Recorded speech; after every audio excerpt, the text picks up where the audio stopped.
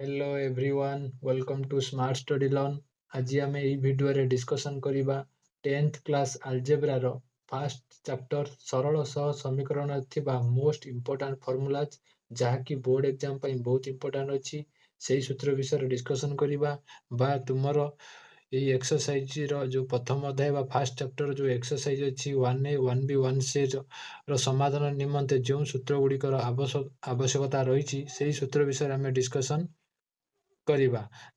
First ଦେଖିବା ଯେତେବେଳେ ଦୁଇଟି ସମୀକରଣ ବା ଦୁଇଟି ସମୀକରଣ ଦେଇଥିବ ସେତେବେଳେ ସୂତ୍ର ତମକୁ ଅନନ୍ୟ ସମାଧାନ ସମ୍ଭବ ଯଦି ସେଇ ସର୍ତ୍ତଟି ବା ସେଇ ସୂତ୍ରଟି ହେଉଛି a1/a2 not equal to b1/b2 ହେବ। ଆଉ ଅସଂଖ୍ୟ ସମାଧାନ ପାଇଁ ସୂତ୍ରଟି ମଧ୍ୟ ମୁଁ ଏଇଟା ଲେଖିଦେଇଛି a1/a2 is equal to b1/b2 c1/c2। ଅସଂଖ୍ୟ ମାନେ ଯାହାର ସମାଧାନ ବହୁତ ବାହାରିବ, ଅନନ୍ୟ ମାନେ ଏକମାତ୍ର ସମାଧାନ ସମ୍ଭବ। ସମାଧାନ ଅସମ୍ଭବ ମାନେ କୌଣସି ସମାଧାନ ବାହାରିବ ନାହିଁ। ଏହି ସୂତ୍ରକୁ ବିଭିନ୍ନ ଉପାୟରେ ପଚାରିଥାଏ ବା ପଡ଼ିଥାଏ। ତୁମେମାନେ ଏହାକୁ ମଧ୍ୟ ଦେଖିଥାଅ। ଫାଷ୍ଟ ଦୁଇଟି ଇକ୍ୱେସନ୍ ଦେଇଥିବ, ତୁମକୁ କହିଥିବ ଏଇଟା କୋଉ ସର୍ତ୍ତଟି ଫଲୋ କରୁଛି ବା କୋଉ ସମାଧାନ ଅନୁସାରେ ଏହି ସର୍ତ୍ତଟି କାମ ଦେବ। ତାପରେ ସେକେଣ୍ଡଟି ହେଉଛି ତୁମର ଫାଷ୍ଟ ତୁମକୁ a1/a2 not equal to b1 ହେଲେ ସମୀକରଣ ସଙ୍ଗତ ଓ ସ୍ୱତନ୍ତ୍ର ହେବ ଓ ପଚାରି ଦେଇଥିବ। ଡାଇରେକ୍ଟ ପଚାରି ସୂତ୍ରଟା କହିଦେଇଥିବ, ତୁମର ଏଇଟା ହେଲେ এই ସମୀକରଣ କ'ଣ ହବ ବୋଲି ପଚାରି ଦେଇଥିବ। ଏହାର ଉତ୍ତର ହବ ସଙ୍ଗତ, ସ୍ୱତନ୍ତ୍ର ହେବ, ଅନନ୍ୟ ହବ। ଅନନ୍ୟ ମାନେ ଗୋଟିଏ ବା ଏକମାତ୍ର, ସ୍ୱତନ୍ତ୍ର ହବ ମାନେ ଏକା। ସଙ୍ଗତ ମାନେ ସାଙ୍ଗ ହେବେ ଓ ସ୍ୱତନ୍ତ୍ର ହେବେ। ତାପରେ ଅସଂଖ୍ୟ ମାନେ ଆସିଗଲା ଯେତେବେଳେ ଦେଇଦେଇଥିବ ତିନିଟା ଇକ୍ୱେସନ୍, ଦୁଇଟା ଇକ୍ୱେସନ୍ ଦେଇଦେଇଥିବ, ତୁମକୁ ଦେଖିବ a1 b1 c1 c2 ଆଗେ ଚେକ୍ କରିଦେବ। a1 ପ୍ରଥମ ଇକ୍ୱେସନ୍ରୁ a1 b1 c1 କାଢ଼ିବ, ଦ୍ୱିତୀୟ ଇକ୍ୱେସନ୍ରୁ a2 b2 c2 କାଢ଼ିବ। ସେମାନଙ୍କୁ a1/a2 ଡିଭିଜନ୍ କରିସାରିଲା ପରେ ବା ଭାଗ କରିସାରିଲା ପରେ ଦେଖିବ ଯଦି ସବୁ ସମାନ ଆସିଲେ ତାହେଲେ ସେଇ ସମୀକରଣ ଦୁଇଟି ସଙ୍ଗତ ଓ ନିର୍ଭରଶୀଳ ହେବେ, ସାଙ୍ଗ ହେବେ ଓ ପ୍ରତ୍ୟେକ ନିଜ ନିଜ ଉପରେ ନିର୍ଭର କରିବେ। ତାପରେ 3 ଯେତେବେଳେ a1/a2 b1/b2 ଯେତେବେଳେ ତମେ a1 b1 c1 କାଢ଼ିଦେବ, a2 b2 c2 କାଢ଼ି ସାରିଲା ପରେ ଦେଖିବ ଯେତେବେଳେ b1 b2 c1 c2 ସମାଧାନ ସମାନ ଭ୍ୟାଲୁ ଆସିବ ନାହିଁ, ସେତେବେଳେ ସମୀକରଣ ଅସଙ୍ଗତ ହେବେ, ଯାହାକି କୌଣସି ସମାଧାନ ବାହାରିବ ନାହିଁ। ତାପରେ 3 ନମ୍ବର ମଧ୍ୟ ସେଇ ସୂତ୍ରକୁ ବି ଆଉ ଗୋଟେ ଉପାୟରେ ପଚାରିପାରେ। ଯେତେବେଳେ ଫାଷ୍ଟ ପଚାରିଥିଲା ଅନନ୍ୟ ସମାଧାନ ସମ୍ଭବ, ଯଦି ଏଠି ପଚାରିଦେବ ଅନନ୍ୟ ସମାଧାନ ପାଇଁ ସର୍ତ୍ତଟି। ପିଲା ବି ବହୁତ ଅଛନ୍ତି ସର୍ତ୍ତ ଆଉ ସମାଧାନ ସମ୍ଭବ ଡାଉଟ୍ କନଫ୍ୟୁଜନ୍ ରୁହନ୍ତି।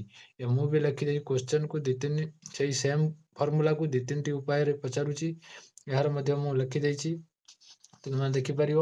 ତାପରେ ବି ଲାଷ୍ଟରେ ବି ମଧ୍ୟ ସେଇ କ୍ୱେଶ୍ଚନ ସେଇ ସୂତ୍ରକୁ ବି ଅନ୍ୟ ଏକ ଉପାୟରେ ପକାଇ ଦେଇଥିବ, ଲେଖିଦେଇଥିବ ଖାଲି ସହ ସମୀକରଣର ଅନନ୍ୟ ସମାଧାନ ପାଇଁ ସର୍ତ୍ତଟି।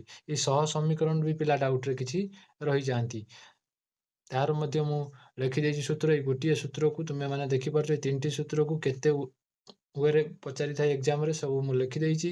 ଆଉ ତାପରେ ଆସିଲା ପ୍ରତିକଳ୍ପନ ପ୍ରଣାଳୀରେ ସମାଧାନ କରିବାକୁ ଦେଇଥିଲେ କ'ଣ କରିବାକୁ ପଡ଼ିବ। ପ୍ରତିକଳ୍ପନ ପ୍ରଣାଳୀରେ ପ୍ରଥମେ ସମୀକରଣ i ବା 1 ନେଇପାରିବ କୁ ଧରି ତା ଭିତରୁ x କିମ୍ବା y ର ମାନ ବାହାର କରିଦେବ।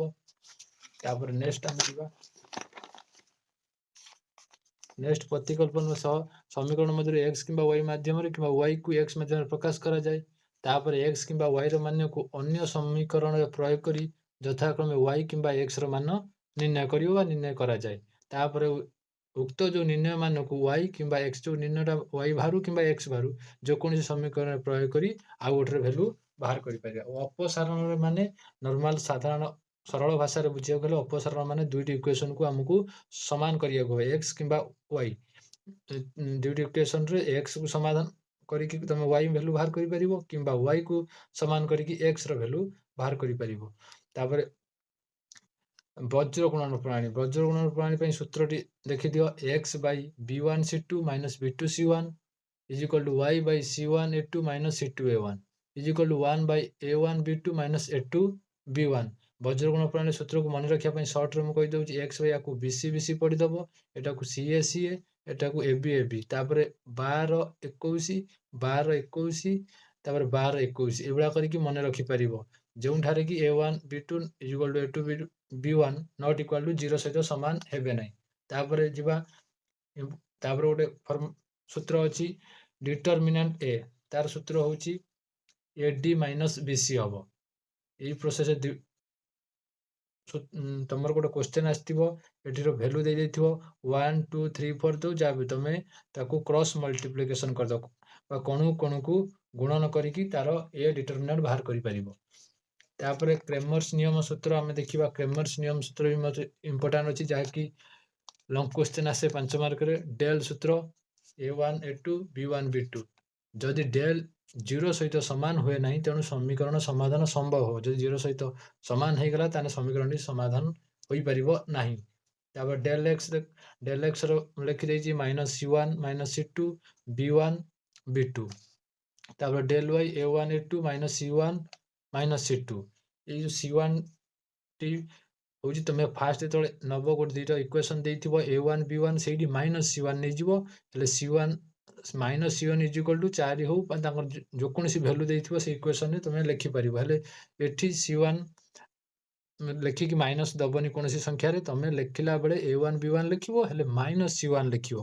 ଅନ୍ୟ କ୍ୱେଶ୍ଚନର ସମାଧାନ ବେଳେ, ଅନ୍ୟ ପ୍ରଣାଳୀର ସମାଧାନ କରିଲା ବେଳେ ଆମେ ତାକୁ C1 ଖାଲି ଲେଖୁଛନ୍ତି, ହେଲେ କ୍ରେମର୍ସ ନିୟମ ସୂତ୍ରରେ ତମେ -C1 ନବ C1 ଟାକୁ। ତାପରେ ଡେଲ୍ y ସୂତ୍ର ବି ମୁଁ ଲେଖିଦେଇଛି, ଦେଖିପାରିବ। ତାପରେ ଯେତେବେଳେ କ୍ରେମର୍ସ ନିୟମରେ 3ଟି ପ୍ରୋସେସ କରିସାରିଲା ପରେ ଡେଲ୍ x ଡେଲ୍ y, ତାପରେ x ବାହାର କରିବାକୁ ପଡେ। ସବୁବେଳେ ଦୁଇଟି ବା ମୂଳ ବା ସମାଧାନ କରିବାକୁ ହେଲେ ଦୁଇଟି ମୂଳ ବାହାର କରିବାକୁ ପଡେ, ଯାହାକି x y। x ହଉଛି ସୂତ୍ର ହଉଛି ଡେଲ୍ x ବାଇ x, ତମେ ତ ଡେଲ୍ x ବାହାର କରିଦେଇଥିବ। ଡେଲ୍ x ବାଇ ଏଟା ଡେଲ୍ ହେଇଯିବ,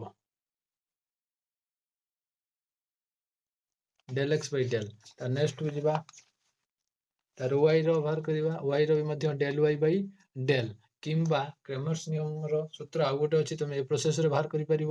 Dell is equal to A1 A2 B1 B2, ତାପରେ ତାକୁ ସମାଧାନ କରି କ୍ରସ୍ ମଲ୍ଟିପ୍ଲିକେସନ୍ କରିପାରିବ।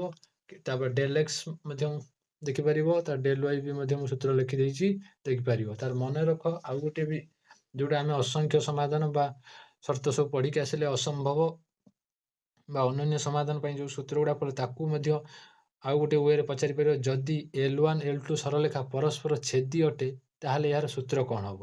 ପରୀକ୍ଷାରେ ପକେଇଥିବ। ଏହାର ସୂତ୍ର ହଉଛି A1 Bai A2 not equal to B1 Bai B2। ତାର 2 ହଉଛି, ଯଦି L1 ଓ L2 ସରଳରେଖା 1 ଓ ଅଭିନ୍ନ ହେବେ, ତାହେଲେ ଏହାର ସୂତ୍ର କଣ ହବ? 1 ହେବେ ଅଭିନ୍ନ, ଅଭିନ୍ନର ମାନେ ହଉଛି ସେ ଭିନ୍ନ ହୋଇନଥିବେ। A1 Bai A2 is equal to B1 Bai B2 is equal to C1 Bai C2।